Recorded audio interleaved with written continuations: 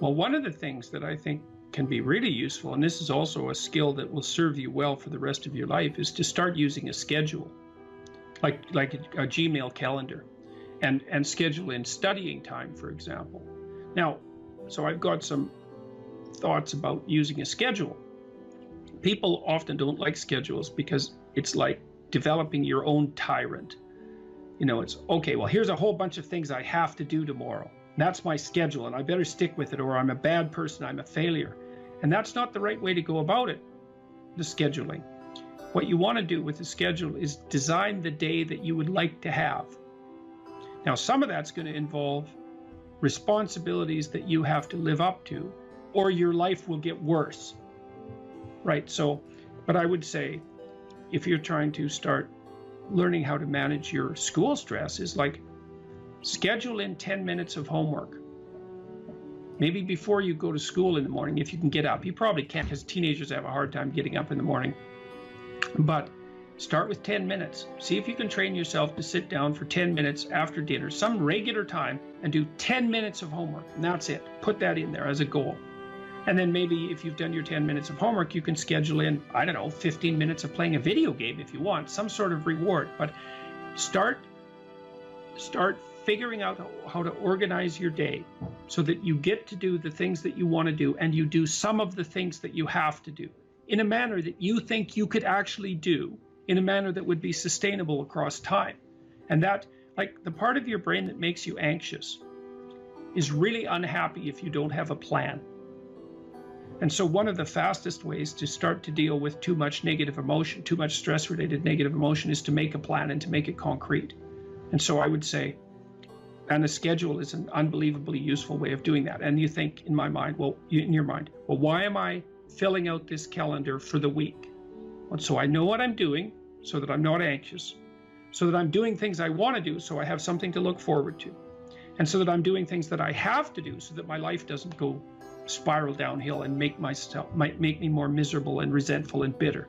And so you can start to use a schedule as your friend, and like that'll take a year of practice to get good at. So if it doesn't work well in the first week, don't give up. Just keep doing it until you get yourself disciplined and are able to stick more and more to your plans. And that will help you so much in your life, you just can't believe it.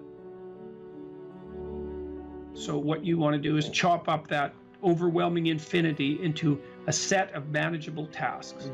Mm-hmm. And you want to think, well, you know, some of those tasks might be like, well, maybe you could put some order into your room. You know, or maybe you could make your room a little bit more beautiful. Or maybe you could think of one thing around the house that you could do that would actually be helpful. And you're doing that to improve your life. That's the point. You're not doing it because someone's shaking a stick at you and telling you that this is what you have to do if you're going to be a good person. That's not the point. And you also, with your schedule, you think, well, I'm going to design this schedule for someone I like. And that person that I'm designing the schedule for that I like is going to be me. And so it isn't the schedule of a slave master to a slave. It's a negotiated schedule that you arrange with yourself so that you can have a decent life. But it's a very powerful tool to have a calendar at your disposal. And if you can learn to use that young, just put a few things in it. Put in your classes, put in a few assignments, put in some things that you might want to do. Just start stupidly and badly, and you'll get good at it and assume you'll get good at it over about a year, and that'll change your life. Like if you learn to listen to people, if you decide that you're not going to say things that you know to be untrue, and if you learn how to schedule your time, your life will change for the better so much that you won't believe it, and that will keep happening more and more and more and more as you get older. So it's a great thing to start practicing if you could start practicing that when you're a teenager, and you get that under control by the time you're 18, you'll be absolutely deadly. You'll be so far ahead of other people who don't do any of that you won't believe it, and you'll just continue to accrue benefits as a consequence. Well, the thing is that, or one of the things is that, you know, you are going to be putting up with other people's problems and troubles for the rest of your life. And what you want to do is live your life in a manner that makes all of that tolerable. And so I would say, with the scheduling, and and with the attempt to speak honestly, and with the development of goals that are valuable to you, you're going to be occupied enough with your own life and see enough of the quality of that life so that you'll be able to actually be able to tolerate a fair bit of noise and stress coming at you from other directions. And I would also say that the more that you put yourself together in the manner that we've already discussed, the better other people will treat you, and the less unnecessary suffering and distress that you're going to encounter. And I would say, and I'll close with this, I would say to your viewers, don't underestimate the utility of getting your act together. Another thing you can do is, and this is like deciding that you're going to stop saying things that you know not to be true. The other thing is, you could decide to stop doing things that you notice make you weak. And it's a game that you're playing with yourself. It's like you're out with your friends, you do something maybe because you think it'll make you popular, and you notice that that makes you feel kind of subordinate and weak, and think, aha, I shouldn't do that again. I don't know exactly what it is that I did wrong, but it made me feel weak. It made me feel like I was coming apart at the seams. It's not the thing I should repeat.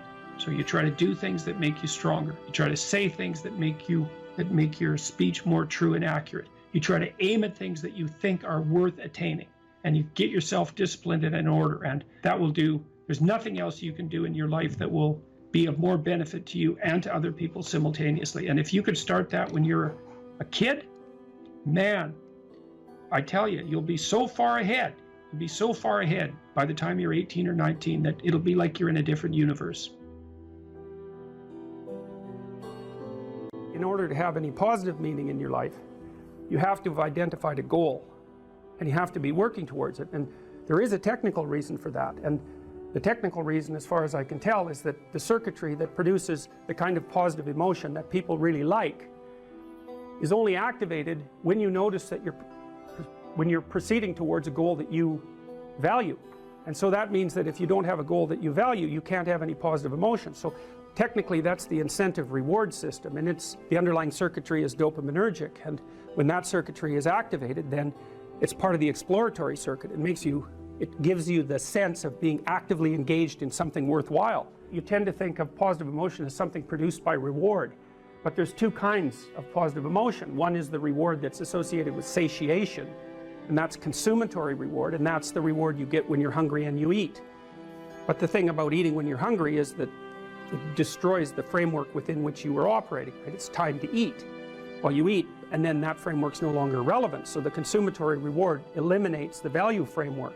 And then you're stuck with, well, what are you going to do next?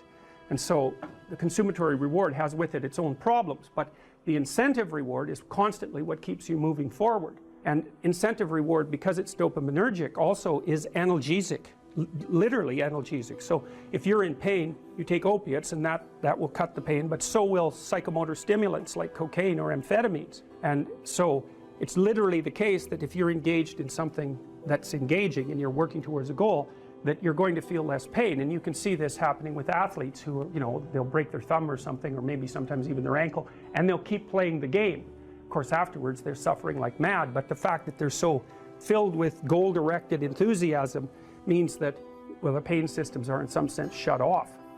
So that's an interesting thing, because what it suggests, then you could imagine, I might say, well, how happy are you that you've made a certain amount of progress? And if you think about it, what you'd say is, well, it depends on how much progress and in relationship to what. So hypothetically, you're going to be happier if you've made quite a bit of progress towards a really important goal. And then you have to think through what it means for a goal to be really important, because that's not obvious. Now, you could say, you're in this class and you're listening to some information, and maybe there's two reasons for that. You might find the information interesting per se, but let's forget about that for a minute. You need to listen to the information so that you can do well on the assignments, so that you can do well in the class. You need to do well in your classes so that you can finish up your degree. You need to finish up your degree so that you can find your place in the world. You need to do that so that you're financially stable, and maybe you can start a family and have a life, and that's all part of being a good person, something like that. And so that's a hierarchy of goals, and you might say that being a good person would be the thing, however vaguely thought through, that's at the top of that hierarchy. And then when you're doing things that serve that ultimate purpose, then you're going to find those more meaningful, and that meaning is actually produced as a consequence of the engagement of this exploratory circuit that's nested right down in your hypothalamus. It's really, really old. It's as old as thirst, and it's as old as hunger. It's really an old system, and so you want to have that thing activated. So that's an interesting thing. Well, so let's say you go over your past with a fine-tooth comb and you decide you're going to take responsibility for everything that you did that was wrong and everything that you failed to do that you could have done that was right. It's like, does that change the world? It's like, depends on how thoroughly you do it. You might say it changes the world like nothing else possibly can. And I think that that's actually right. You have to allow yourself a certain latitude for error. And that's a useful thing to know too. One of the things I tell people when they're trying to develop a vision for their life or an implementable plan is make a bad plan. Like, make the best one you can, but don't get obsessive about it. It's like, make a plan, implement it. You'll figure out when you implement it why it's stupid. Exactly. And then you can fix it a little bit. You cite a tired brain, foggy thinking, as the reason to stop answering questions or giving a talk. How do you combat this while working or writing daily? Well, I eat a big breakfast relatively soon on waking. That really helps. If any of you out there are anxious, and many of you no doubt are, there'll be a large number of you who are anxious and don't eat breakfast. There'll be a whole bunch of you out there who think, well, I don't eat breakfast. It isn't necessary. It's like, that's wrong. It's necessary. You fasted all night. If you load yourself cognitively or physiologically in the morning, your brain, stressed, will encourage your body to produce insulin. It will take all the blood sugar out of your blood, and then you're done for the day. And then you'll be anxious. And a lot of the rest of you too, you'll find if you're anxious, try this. It's really, really interesting experiment. The next time you're anxious, go eat something. Eat some protein and fat would be best. You could have cheese and crackers. I'm not a big fan of carbohydrates, but whatever. Eat whatever you're willing to eat, but make it solid. Don't eat a peanut butter, or don't eat a chocolate bar or something sweet. Eat something substantial, a piece of meat, a piece of cheese, some peanut butter, something like that. And then wait 10 minutes and see if you're less anxious. And try that for like 2 weeks. Every time you get anxious, eat something. Because then you can find out if your anxiety is linked to low blood sugar. And it's very likely that it is, especially if you also get irritable and foggy in your thinking. And the best way to treat that, as far as I've been able to tell, and there's a decent literature on this, is to make sure that you eat a big breakfast. And you might say, well, I'm not hungry in the morning. It's like, who the hell cares if you're hungry? I didn't say enjoy your breakfast. I said eat it. That's not the same thing. You know, there's lots of things that you need to do that you don't enjoy to begin with. You'll get hungry in 6 months, and then you'll start to enjoy it. So that's a massive difference. I take small naps quite frequently. If I'm wiped out, you know, I'll go have a nap for 10 minutes or 15 minutes. And then that helps quite a lot. I try to wake up on a fairly regular schedule. That's another thing I would really recommend for people whose lives are in disarray and who are anxious. Try to fix your wake time. Going when you sleep, that's not so important. So you can still, you know, stay up late and have fun and all that. But getting up in the morning is really helpful. So, you know, and you also have to figure out how much you can work or write. I can't write for more than about my sustainable maximum for writing is 3 hours a day. And if I push it past that, then, especially if I'm editing, I make mistakes when I'm editing, so that's counterproductive, and I can't sustain it across time. And so I don't really think you can do more than about 3 hours of extremely intense intellectual work a day. Although if you have a nap, you can stretch that, but I think at least I end up paying for it across time. So nap, make sure you eat, and make sure that you get enough sleep. So that's how I combat it and try to make myself hyper efficient. Every time you learn something, you learn because something you did didn't work. And that exposes you to the part of the world that you don't understand. Every time you're exposed to a part of the world that you don't understand, you have the possibility of rebuilding the structures that you use to interpret the world. That's often why it's more important to notice that you're wrong than it is to prove that you're right. One of the things that you're supposed to learn in university is precisely that. It might be useful to listen to people that annoy you on the off chance that they know something that, if they tell you, you can use instead of dying. talking to people who agree with what you say is like walking around in a desert. You already know everything that they say. The reason you're associating with them in that situation is so that they never say anything that challenges you, because you're afraid that if you go outside of what you understand, that you won't be able to tolerate the chaos. But it isn't the case. People have an unbelievable capacity to face and overcome things they don't understand. And not only that, that's essentially what gives life its meaning. The Buddhists say life is suffering. And you think, well, if that's the case, why bother with it? And people do ask that question, and they ask it in ways that result in their own destruction, and worse, in the destruction of others. So, for example, people who become particularly cruel, particularly in a genocidal manner, are more than willing to dispense with as many human beings as they can possibly train their sights on, because they're so disgusted by the nature of human limitation that they'd rather eradicate it. And lots of people become suicidal because they can't bear the conditions of their own existence. And suffering is real, and it's inescapable. So the question is, what do you do about it? Most creative people fail at producing their creative product and monetizing it, right? So your default position, if you're a creative person, is you're going to fail. And that's because it's hard to come up with something new, and it's hard to present it to the market at the right time, and it's hard to market it. Like, those things are really, really difficult. And so what successful entrepreneurs do is they just keep doing it over and over and over and over and over and over and over. And eventually, if they're fortunate, one of their ideas happens to hit the right place at the right time. And so that's also Darwinian in some sense. You know, you're creating all these little enterprises that are sort of alive. They're run by people, after all. And even if your idea is good, that doesn't mean it will be successful. There's so many things that have to be taken into account. So this is partly why persistence, and that's part of conscientiousness, is so useful. It's like, you know, what do they say? If at first you fail, then try again. And that would probably mean try something different rather than the same thing. But persistence is helpful because it enables you to run many, many experiments. And you need to know that the baseline is failure. You know, it's important, because otherwise you'll blame that on yourself. You know, and some of that's useful because there's probably some things that you could improve about yourself. But it's very difficult to go from 0 to 1, you know. If you're starting out as a salesperson, for example, the hardest sale is the first customer. And then, you know, they get easier with each additional customer. You got to know that there are differences in intelligence. It's really important. If you go into a job and you're not smart enough for that job, you're going to have one bloody miserable time. And you're going to make life wretched for the people around you, because you won't be able to handle the position. But what you really want to do, as far as I can tell, if you want to maximize your chances for both success and let's say well-being, is you want to find a strata of occupation in which you would have an intelligence that would put you in the upper quartile. That's perfect. Then you're a big fish in a small pond. And you don't want to be the stupidest guy in the room. It's a bloody rough place to be. So, and you probably don't want to be the smartest guy in the room either, because what that probably means is you should be in a different room. If you want to be the best at what you're doing, bar none, then having an IQ of above 145 is a necessity, and maybe you're pushing 160 in some situations, and maybe that's making you one person in 10,000 or even one person in 100,000. And then also, to really be good at it, you probably have to be reasonably stress tolerant and also somewhat conscientious.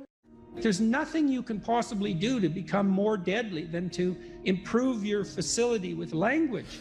And the way you do that is by reading, especially great things, and by writing, and by thinking, and by speaking, for that matter. But how could that not be viewed as absolutely central to what education is about? You want to be inarticulate and stumble over everything that you try to think and communicate? Yeah. How are you going to get anywhere? You don't even know who you are under those circumstances. You're this massive feeling that's expressing itself, you know, maybe in violence because you can't find the words, and you stumble around and bump into things, and you're clunky and dull, and you're not witty, you don't sparkle.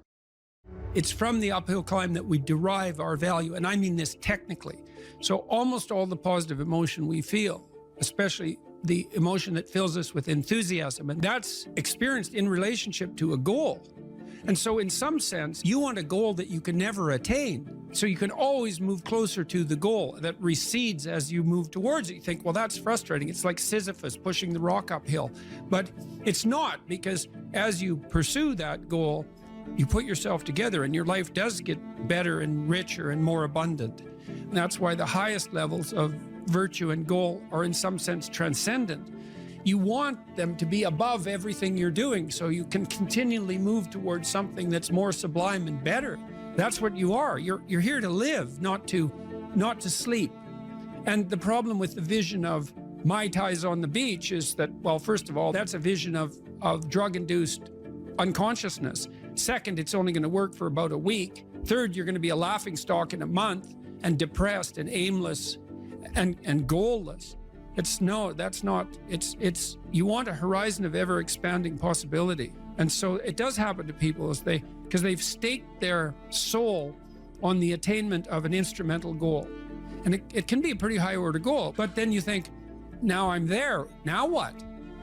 Well, the answer can't be, well, I'm going to live in the lap of luxury and never have to leave the face. What do you want to be, a giant infant with a gold bottle? You never have to do anything but lay in your back and suck. It's like, you see the problem with that as a conceptualization.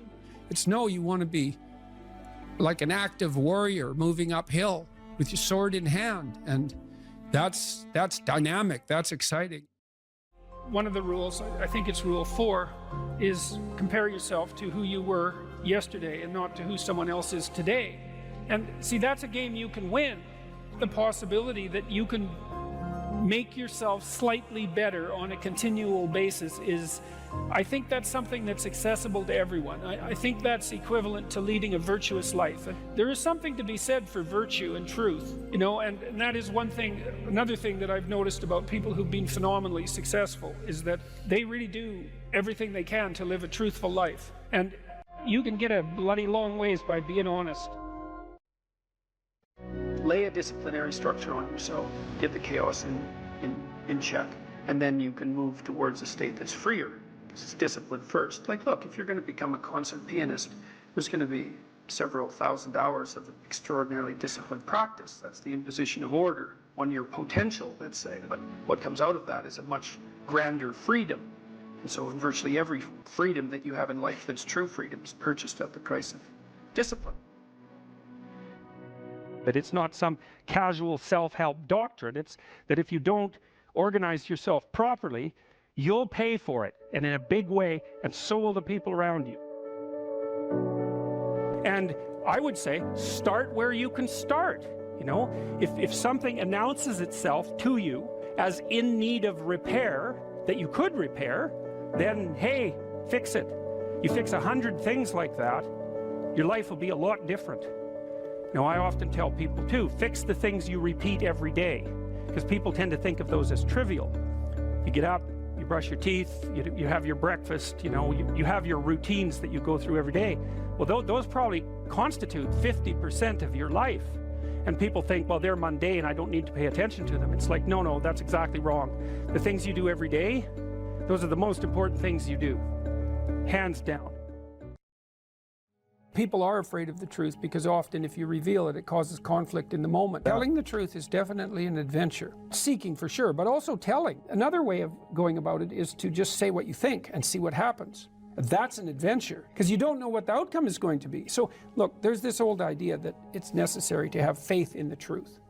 And so here's a way of thinking about that. Someone asks you a question and you might think, well, here's the outcome I want, and so here's how I'm going to answer that question. So that's one way of approaching it. But another way of approaching it is, you ask me a question, I'm going to think about the answer, and I'm just going to tell you what I think. And it doesn't matter what the outcome is, because I'm willing to see what the outcome will be, predicated on the idea that there isn't a better outcome than the one that truth produces. Even if it's harsh and terrible in the short term, and sometimes it is, it's like there isn't a better way of doing it. Now, you might say, well, how do you know that? And the answer is, well, I don't know that. That's why it's an article of faith, because I believe, and I believe this deeply, the being that you produce as a consequence of telling the truth is good by definition, even though it's harsh and often uncomfortable because you get in trouble. One of the things that I've really learned recently, or learned to articulate better, is that there's a very tight relationship between aspiration and responsibility. The first question might be, do you need to aspire to something? And the answer is, well, yes, because you have to do something. If you just sit there, you'll die. You can't just sit there. You have to go act out in the world. Okay, so act towards what? Well, that's whatever your aspiration is. You have to have an aim. Okay, well, what should the aim be? Well, it should be something worth doing, let's say. Why do something that you don't feel is worth doing? What do you think's worth doing? Well, if you watch other people and you judge when they're doing something worthwhile, you usually judge them positively if you see that they're taking responsibility, at least for themselves. But do you want to be completely useless so other people have to take care of you? That's pretty pathetic. And maybe you could get your act together so you're taking care of yourself and your family. And maybe you could even do better than that and take care of yourself and your family and your community. Well, good for you. That's responsibility, and that's an aim.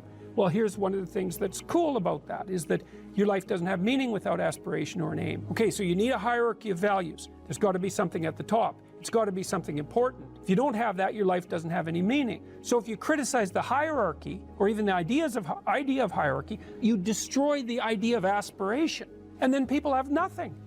Well, that's not helpful. People are built for a struggle and they're built for a weight, and you want to take on a heavy burden voluntarily. See if you can put yourself together.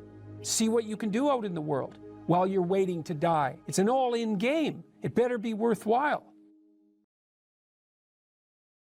You know, what should happen when you go to university is you should learn how to think and formulate arguments. You should learn to think, speak, and write. That's what the humanities are for. They're to make you dangerous, right? Because if you can think and speak and write, you're deadly. In a complex job, you're exactly what's necessary. There's nothing you can possibly do to become more deadly than to improve your facility with language. And the way you do that is by reading, especially great things, and by writing, and by thinking, and by speaking, for that matter. But how could that not be viewed as absolutely central to what education is about? You want to be inarticulate and stumble over everything that you try to think and communicate? Yeah. How are you going to get anywhere? You don't even know who you are under those circumstances. You're this massive feeling that's expressing itself, you know, maybe in violence because you can't find the words, and you stumble around and bump into things, and you're clunky and dull, and you're not witty. You don't sparkle. Learn to write. I'm dead serious. Like, I'm dead serious about that, because writing is formalized thinking. And so the way you write is, first of all, you need a problem. Because why write if you don't have a problem? So this is good advice if you're just writing an essay, by the way, for your classes. It's like, pick a bloody problem that you want to write about, because otherwise it's false right from the start. It's up to you to engage with the material until you find something that grips you, that you desire to investigate. Okay, so you need a problem. Well, the next thing you need to do is, well, you need to have something to say about the problem. Well, so, reading. Reading is really good for that. Read as much as you can, get your hands on that addresses the problem. Okay, so now you know a bunch of things, or at least provisionally know them. You at least have access to them. Well, now you start sorting through it. It's like, okay, well, maybe I need to summarize what I've learned, and then I need to iron out the contradictions between what I've learned, and I need to elegantly formulate that, and I need to get my word choice right, and my phrase choice right, and my sentence choice right, and I need to organize the sentences into proper paragraphs, and the paragraphs into proper sequence so that I have a coherent argument. And at the same time, what you're doing is you're integrating your own personality at the highest and most abstract level of organization, and you're sharpening your tools, and you're putting yourself straight because you're learning to think. You learn to do that by writing. Many, many years, you hone your words. They're the most powerful thing about you, bar none. If you are an effective writer and speaker and communicator, you have all the authority and competence that there is. And so you're at university. Maybe you're taking a humanities degree. Well, what's the humanities degree for? It's to teach you how to think. You learn to think by writing. Now there's more to read, to speak, and all of that, but the best thing you can do is read and write every day, a couple of hours every day. Write about things you find important, and see if you can discover what you believe to be true. And that'll build you a foundation. And it's unbelievably practical. Like if you look at people who are phenomenally successful across life, there's various reasons, but one of them is that they're unbelievably good at articulating what they're aiming at, and strategizing and negotiating and enticing people with a vision forward. It's like, get your words together, man. That makes you unstoppable. And that's the core of the humanities, that idea. Get your words together.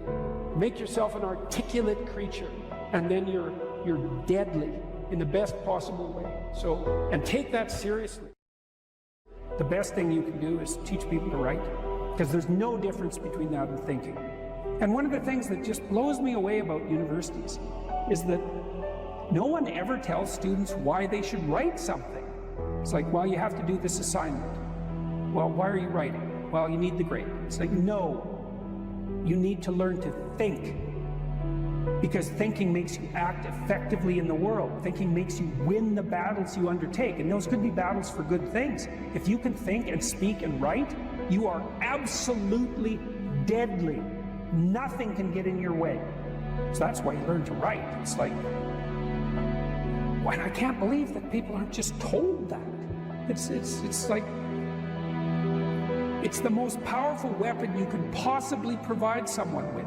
And I mean, I know lots of people who've been staggeringly successful and watched them throughout my life. I mean, those people, you don't want to have an argument with them. They'll just slash you into pieces.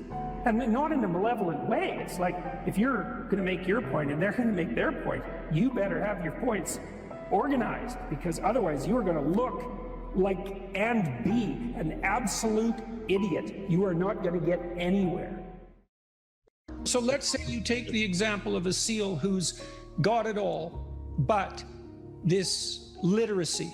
What happens to him compared to someone who has all those skills? If he can't write well, and he's in charge of 6 guys, and one of those guys works hard or does something that deserves to be recognized, this is the responsibility of that leader to write that person an award. Okay, so he can't reward his good workers, his good soldiers. He can give him a pat on the back, but a pat on the back isn't going to get him promoted. An award is actually worth some points towards your promotion.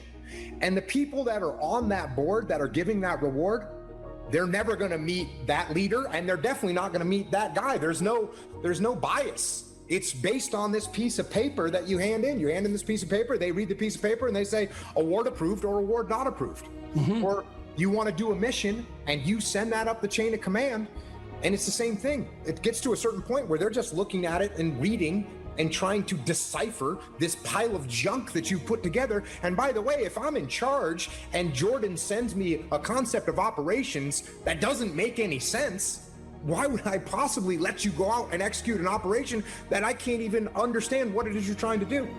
Because what I observed in my own career, and it's so interesting, the parallelism is so interesting but not surprising, is that nothing can stop you if you can write. And it's for the reasons you just laid out. It's like, when you write, you make a case for something, whatever it happens to be. And if you make the best case, well, then you win. And you get whatever it is that you're aiming at. And so you're adventurous, you want to make a mark, is you bloody well better learn how to write. Because if you learn how to write, well, then you can think and you can communicate your thoughts. So not only are you deadly strategically, you become extremely convincing. And then you can go and do anything you want and no one will stop you. And that's never told to people. And I don't really understand why. You know, you hear the pen is mightier than the sword, which is just a cliche unless it's fleshed out. If you concentrate solely on your career, you can get a long way in your career. And I would say that that's a strategy that a minority of men preferentially do. That's all they do. They work like 70, 80 hours a week. They go flat out on their career. They're staking everything on the small probability of exceptional status in a narrow domain. But it's hard on them. They don't have a life. It's very difficult for them to have a family. They don't know how to take any leisure activity. Like, they get very one-dimensional. Now, it may be that that unidimensionality is the price you have to pay to be exceptional at one thing.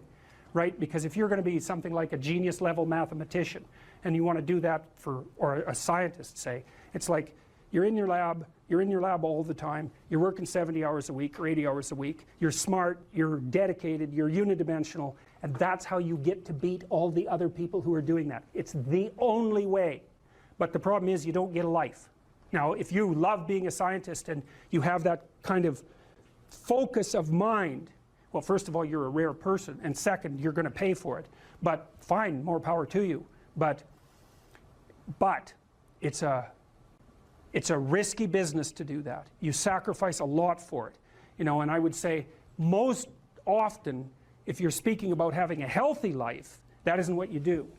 You spread yourself out more. So, you know, you have a family, you have some things that you do outside of work that are meaningful to you and useful. You have a network of friends. Well, those 3 things alone, or 4 things alone, are plenty to keep you well oriented. And then if one of those things collapses, you know, everything doesn't go. Now, the price you pay for that is the more you strive to optimize that balance, the less likely you are to be fantastically successful at any single one of them. But you might have a very, you know, if you consider your life as a whole, that might be a winning strategy. One of the things Carl Jung said, I really liked this. He thought that men went after perfection and women went after wholeness. There's something different at the top of the value hierarchy. So perfection would be stake it all on one thing and look for radical success. Not that all men do that, because they don't, but we're talking about extremes, at least with regards to the men that do that. The wholeness idea is more like, well, it's like I want one thing in my life to be 150%, or I want 5 things in my life to be 80%. Well, there's a lot more richness in a life where you have 5 things operating at 80%, but you're not operating at any of them at 150%. So, and I really believe this because I've watched men and women go through their careers now for a long period of time, and one of the things that, there's lots of things that produce this, but one of the things that I've noticed is that mostly women in their 30s bail out of unidimensional careers. They won't do them. They won't put in the 80 hours a week that they would have to put in order to dominate that particular area. And it isn't, the reason that they won't do it is because they decide it's not worth it. And no wonder, because why would that be worth it? You have to ask yourself that. It's like, well, you want to be an outstanding scientist. It's like, okay, really, that's what you want, because that means that's what you do, because you're competing with other people. You know, they're smart, they're hardworking, and if you want to be at the top, you have to be smarter and work harder than any of them. And working hard means working long hours. I mean, it also means working diligently, but in the final analysis, it's also an additive issue. If I'm smart and hardworking and I can crank out for 70 hours a week, and you do it for 30, it's like, in 2 years, I'm so far ahead of you, you will never ever catch up. So, anyways, and I think partly, maybe part of the reason too that women are oriented that way more than men, I think there's 2 reasons. One is socioeconomic status does not make women more attractive on the mating market, but it does make men more attractive. And the second is women's time frame is compressed, right? Because guys can always say, well, I'll have kids later, and they can say that till they're like 80. Whereas women, it's like, no way, man, you got to get it together by the time you're, let's say 40, but really probably by 35, but definitely by 40, because otherwise it ain't happening. And that's bloody dreadful. One of the common routes to extreme unhappiness is to want children and not have them. I wouldn't recommend that. You know, you see couples who are in their 30s. 1 couple in 3 over the age of 30 has fertility problems. That's defined as inability to conceive after 1 year of trying. 1 in 3. So it's worth thinking about, because people are very, very unhappy if they want to have kids and then they can't. Man, you're in the medical mill for 10 years if that's what happens to you. We've got a hypothesis that we're still working out that's supported to some degree by the relevant literature. So imagine that you're looking for a stable partner, right? So you might think, well, what do you want in a stable partner?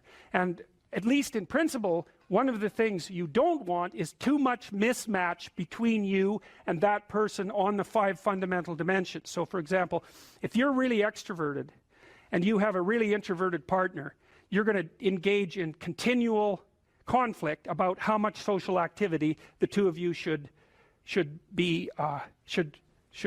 subject yourself to. And it's very, very difficult for people who widely differ on those dimensions to come to consensus, because it's not just a matter of opinion, right? It's really a matter of different, if you're looking at extremes, of really different types of people. And the thing about introverts is they just don't enjoy large-scale social interaction that much. One-on-one, they're often fine, but in a group, they don't like that, and it tires them out. Whereas a real extrovert, it's like you isolate them, and they just wither on the vine, because a huge part of what actually motivates them in a positive way is tangled up with social interaction. And so, if you're an agreeable person and you have a particularly disagreeable partner, you're also going to run into problems, because the agreeable person will say whatever you want, whenever, and the disagreeable person will say, well, I'd like to know what the hell you want for a change, and be much more harsh and much more demanding in the situation. And the agreeable person is going to find the disagreeable person harsh and unpleasant, and the disagreeable person is going to find the agreeable person wishy-washy and unable to stand up for themselves. And again, that's actually one of the primary sources of tension between men and women, because women tend to be higher in agreeableness than men. It's about half a standard deviation, which is quite a large difference by psychological standards. And so what that means, I probably haven't got the statistic quite right. If you have a group of men and women and you pick out random pairs, the woman is going to be more agreeable than the man 60% of the time. So that's not an overwhelming proportion, but it's reliable, and it's quite large by psychological standards. So there's the problem with agreeableness. With conscientiousness, well, if you're conscientious, you're industrious and orderly. And orderly people seem to be sensitive to disgust, which is something we'll talk about in detail later. We've had a hard time specifying exactly what makes industrious people industrious, because it's hard to come up with an animal model for that sort of thing, and there's no theoretical model. But our latest idea is that, it's not my idea, it's actually the idea of my graduate student, Christine Brophy, is that industrious people find it unpleasant and unsettling to not be doing something. So it isn't so much that industriousness makes them happy or fills them with positive emotion. That would be more extroversion, right? Because extroversion is the positive emotion dimension. It's that industrious people can't stand sitting around doing nothing.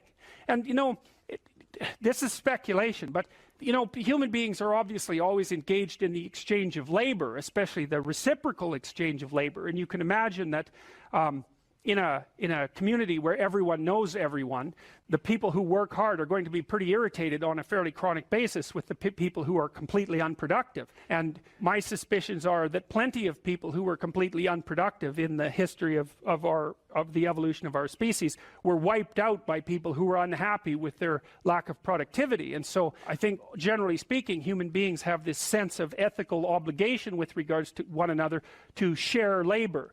And people who are conscientious really, really feel that. So they feel bad if they're not busily working on something that's productive all the time. And so the advantage to being with someone conscientious is, well, they're going to work like mad. But the disadvantage is they're going to work like mad. So, you know, if you're looking for a partner that you want to relax with or have fun with, or who isn't uptight, then a conscientious person is probably not a very good choice.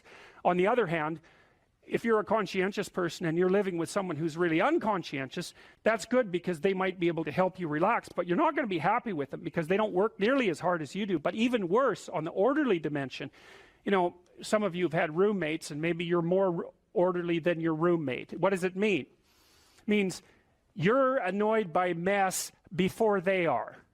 And you don't have to be annoyed by mess much before your less orderly roommate for you to be the one that's always running around picking things up. And so actually, one of the things that's emerged from the psychometric analysis is that women are slightly more orderly than men.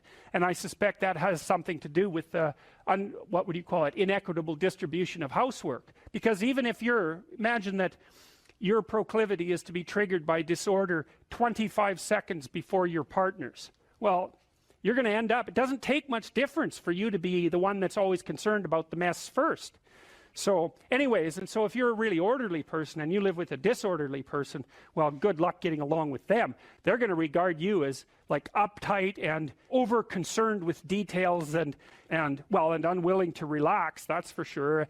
And they're going to regard you as, well, just a bloody mess. And how can anyone possibly live with someone like you? And so So another reason why it's useful to understand your personality is because I think it gives you a better crack at finding someone that you can actually live with over the long run. And I don't think you want to live with someone who's exactly like you, because then both of you have the same strengths and weaknesses, and there's a bit of a problem there, right? Because maybe an agreeable person can use a bit of a disagreeable person around them to balance each other out, and vice versa, right? So we don't understand the optimal balance for long-term thriving in a relationship, but I think we do understand the fact that if you're too different in your traits, that where you're different is going to constitute a chronic source of conflict. Why be literate? Do you want to be competent and dangerous, or do you want to be vague and useless? Because those are your options, and I don't care what your job is. If you're a plumber, I have great respect for plumbers, by the way, and you're articulate, you can negotiate with your clients, you can introduce your coworkers, you can make a case for your employees, you can advertise your services, you can think through your problems. You're firing on all cylinders. Our whole culture is based on the idea of the supremacy of the word. Our whole culture is based on the idea that it is the word itself that extracts habitable order from chaos and possibility.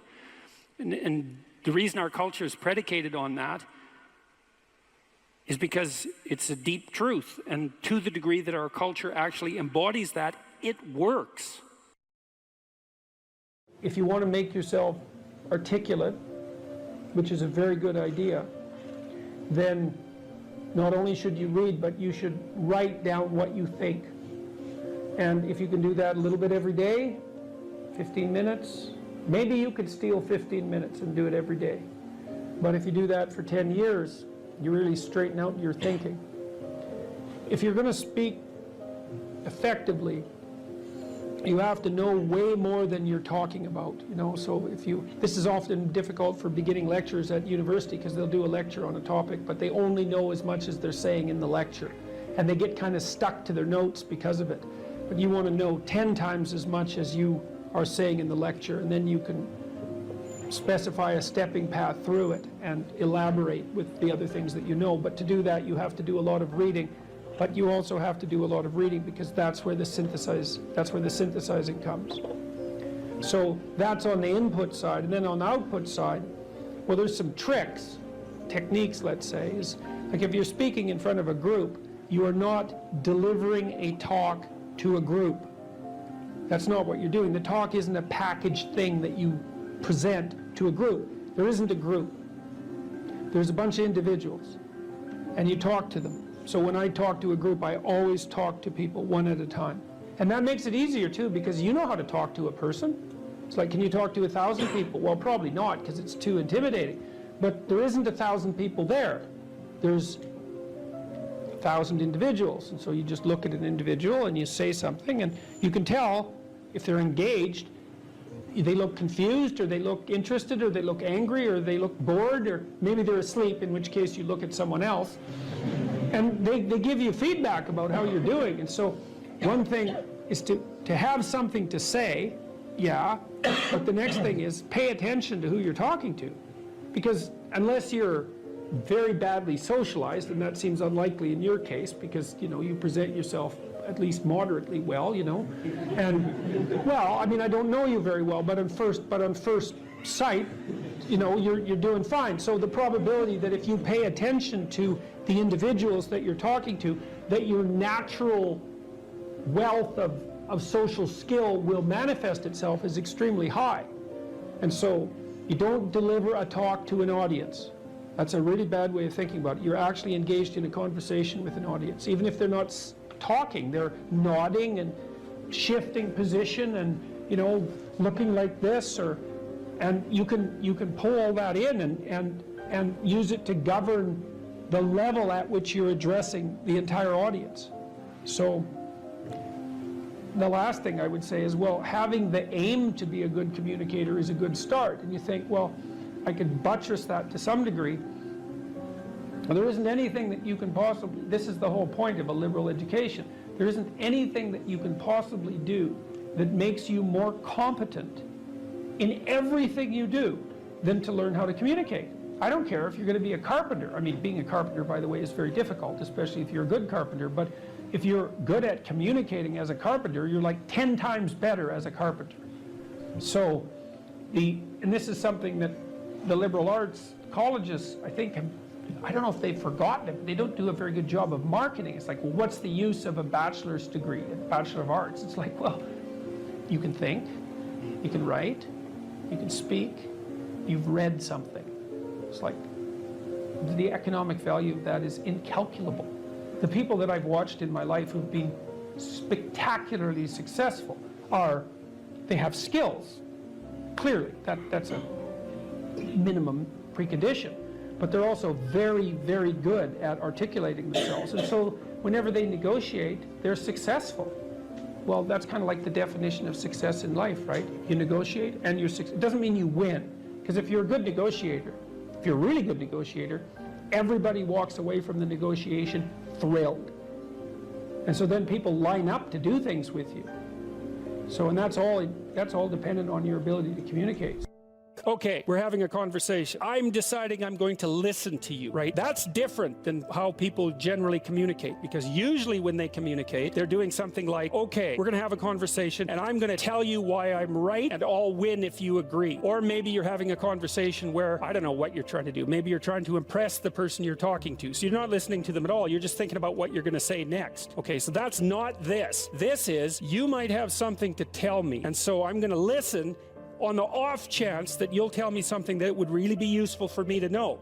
And so if you agree with me and I find that out, I know nothing more than I knew before. I just know what I knew before. And maybe I'm happy about that because, you know, it didn't get challenged. But I'm no smarter than I was before.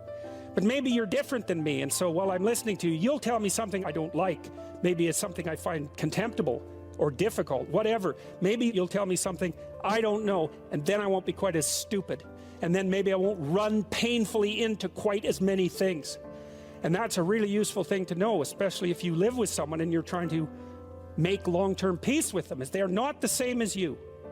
And their way they look at the world and the facts that they pull out of the world aren't the same as your facts. And even though you're going to be overwhelmed with the proclivity to demonstrate that you're right, it is the case that two brains are better than one. And so maybe 9 of the 10 things they tell you are dispensable, or maybe even 49 out of 50, but one thing, all you need to get out of the damn conversation is one thing you don't know. And one of the things that's very cool about a good psychotherapeutic session is that the whole conversation is like that. All you're doing is trying to express the truth of the situation as clearly as possible. That's it. And so now, Roger's proposition, and I'll tell you why he derived it, was that if you have a conversation like that with someone, it will make both of you better. It'll make both of you psychologically healthier. So there's an implicit presupposition that the exchange of truth is curative. Well, that's a very cool idea. I mean, it's a very deep idea. It's the idea upon which Western civilization, although not only Western civilization, is actually predicated. The idea that truth produces health. But for Rogers, that was the entire purpose of the Psychotherapeutic Alliance. You come to see me because you want to be better. You don't even know what that means necessarily, neither do I. We're going to figure that out together. But you come and you say, look, things are not acceptable to me, and maybe there's something I could do about that. So that's the minimal precondition to engage in therapy. Something's wrong, you're willing to talk about it truthfully, and you want it to be better. Without that, the therapeutic relationship does not get off the ground. And so then you might ask, well, what relationships are therapeutic? And the answer to that would be, if you have a real relationship, it's therapeutic. If it isn't, what you have is not a relationship. God only knows what you have. You're a slave, they're a tyrant, you know, you're both butting heads with one another. It's a primate dominance hierarchy dispute. Oh, I don't know, you're like 2 cats in a barrel, or 2 people with their hands around each other's throats. But what you have is not a relationship. One of the things I try to do in my therapeutic sessions is, first of all, to listen, to really listen. And then, while I listen, I watch. And while I'm listening, things will happen in my head. You know, maybe I'll get a little image of something, or I'll get a thought or a question will emerge, and then I'll just tell the person what that is. but it's sort of directionless, you know. It's not like I have a goal, except that we're trying to make things better. I'm on the side of the part of the person that wants things to be better, not worse. And so those parts of us have a dialogue, and the consequence of that dialogue is that certain things take place, and then I'll just tell the person what happened. And it isn't that I'm right. That's not the point. The point is that they get to have an hour where someone actually tells them what they think. Here's the impact you're having on me. This is making me angry. This is making me happy. This is really interesting. This reminds me of something that you said an hour ago that I don't quite understand. And the whole point is not for either person to make the proposition or convince the other that their position is correct, but merely to have an exchange of experience about how things are set up.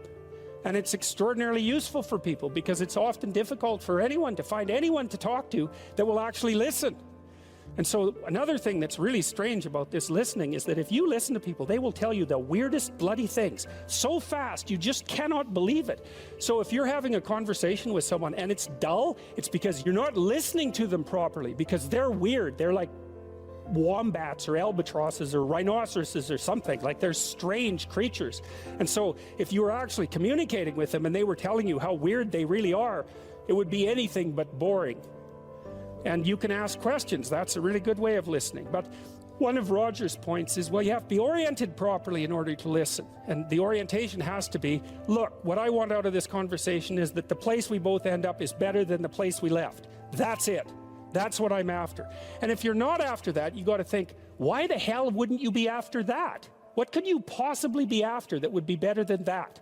You walk away smarter and more well-equipped for the world than you were before you had the conversation, and so does the other person. Well, maybe if you're bitter and resentful and angry and anxious and, you know, generally annoyed at the world, then that isn't what you want. You want the other person to walk away worse, and you too, because you're full of revenge. But, you know, you'll get what you want if you do that. So we know from our research that such empathic understanding with a person, not about him, is such an effective approach that it can bring about major changes in personality. Some of you may be feeling that you listen well to people and that you have never seen such results. The chances are very great that you have not been listening in the manner that I've described. Fortunately, I can suggest a little experiment that you can do to test the quality of your understanding. The next time you get into an argument with your wife or your friend or a small group of friends, stop the discussion for a moment and, for an experiment, institute this rule. Each person can speak up for himself only after he has first restated the ideas and feelings of the previous speaker accurately. What accurately means is they have to agree with your restatement. Now, that's an annoying thing to do, because if someone is talking to you and you disagree with them, the first thing you want to do is take their argument, make the stupidest possible thing out of it that you can. That's the straw man, and then demolish it. It's like, so then you can walk away feeling good about it, and, you know, you dominated them really nicely. But that isn't what you do. You say, okay, well, I'm going to take what you told me, and maybe I'm even going to make your argument stronger than the one you made. That's useful if you're dealing with someone that you have to live with, because maybe they can't bloody well express themselves very well, but they have something to say. So you make their argument strong. All right, then you see what this would mean. It would mean that before presenting your own point of view, it would be necessary for you to really achieve the other speaker's frame of reference, to understand his thoughts and feelings so well that you could summarize them for him. Sounds simple, doesn't it? But if you'll try it, you'll find that it's the most difficult thing that you've ever done. You said that a harmless man is not a good man. A good man is a very dangerous man who has that under voluntary control. How should people become more dangerous? Oh, becoming more articulate is definitely, I would say, that's the primary array of weapons. So, I mean, physical prowess is something, and it's not nothing, that physical confidence that comes along with that as well. But the same thing replicated at the level of the ability to communicate and to think, that's way broader field of battle and opportunity.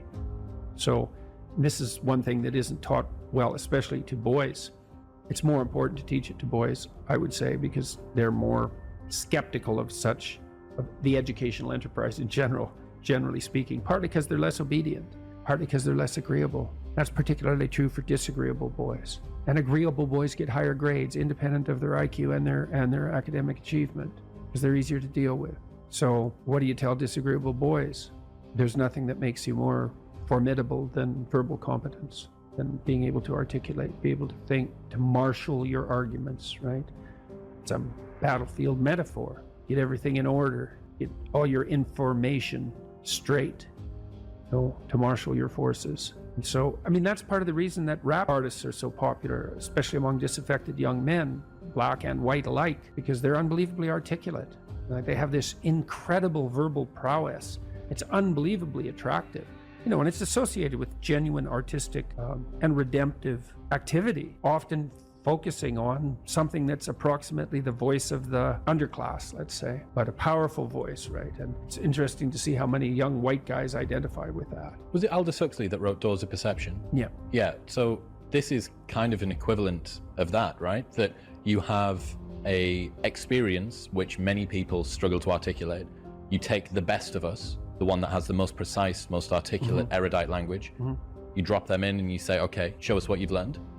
This is the equivalent, but for just a different community, a different sort of life, that maybe you don't have the ability to describe what it feels like to live on a council estate in Manchester or in, one of the neighborhoods of Brooklyn or whatever it might be. And then this person can, and it feels like it's your voice. Yeah, well, you still, if you're a young man, you still feel alienated from your place as rightful heir of the proper kingdom. I mean, that's an existential truism for everyone, particularly for every young man. Because he is an outsider in many ways. He's young and juvenile and not very highly valued, and then is in some sense hurt by the inadequacies of the current king, the current culture, and is easily turned against it because of that. And that's the machinations of the evil uncle. That's the King Arthur story. That's the story of Horus and Osiris. It's an ancient story. It's the story of Sauron, and it's there all the time. And you see in rap music, in hip hop, all of that alienation being given an articulated voice in an artistic sense. And that's a good example of the power of verbal facility. And that's the route to, let's say, marketing education to young men. It's like, you want to take your rightful place in the kingdom? It's like, get your tongue straight, man. Get it under control in the highest possible sense. We went to a comedy club, Tammy and I, in New York, the Comedy Cellar. It's a great comedy club. And the last comic was an English guy. And he was not particularly physically prepossessing, and he made a lot of jokes about that, and it was quite funny. And then he divided the audience into 5 sections, and he asked each section to toss up a topic, just to yell out a topic. And they were like random topics like the Kennedy assassination and electric lighting before 1890. Those were 2 of the topics, and the other 3 were just as diverse. And then he put on some beats, and he did about an 8-minute rap. Every verse rhymed, and he tied the whole thing together at the end and ended at the end of the music, all spontaneously. It was unbelievable. And that's logos, man. That's the redemptive power of the logos right there. The magic word, the sacred word, just manifesting itself on stage. There's something very impressive. Something about that does feel dangerous as well. Not in a, I need to be concerned and this should be contaminated and walled off, but in a way that you think, that person has so much competence that it's flowing out of them, and you almost feel competent by being around them. But you certainly feel competent by appreciating it. Yep. Right, because it speaks to the part of you that is capable of appreciating such things. You think, wow, that's really something. That's an amazing display. That's an amazing thing to see. Amazing, right? A very interesting word, amazing. And you're trapped by the charisma of that. And that charisma, that's not nothing. That's a signal of something redemptive occurring. That accounts for virtually all of the attraction of hip hop and raps. The articulated voice of the struggling but worthy underclass. I suppose that's a good way of putting it. But those who are alienated from their rightful place. And so that verbal prowess is one of the ways they struggle up towards the light and that's a good example of that, of having that danger under control, because it's a dark genre in many ways, right? There's a real undercurrent and air of violence that surrounds that and its culture, like the punk movement in the UK back in the late 70s. Same sort of thing, but that capacity to express that in a poetic manner, in a compelling manner. Johnny Rotten was great at that. He was so intense. He has a song called Rise, which I used to show my clients all the time when I was starting assertiveness training with them. I'd put on Johnny Rotten's Rise, and the line in there is anger is an energy, and he's got these unbelievably intense eyes. Anger is an energy. You bet. And John Lydon, man, he could channel that like almost no one I've ever seen. He'd get that anger built up inside him, and then it was completely under control, and he expressed it in his music, and it's absolutely captivating, unbelievably charismatic. And I really liked his music, that raw anger in the music. But it was in the bloody music, wasn't it? It wasn't some random riot, you know? He transmuted that into something, you know, you can argue about the poetic merits of punk rock, although I don't think you should. I mean, I Did It My Way, Sid Vicious's version of I Did It My Way. My God, that's a work of genius, that. It's so brilliantly satirical.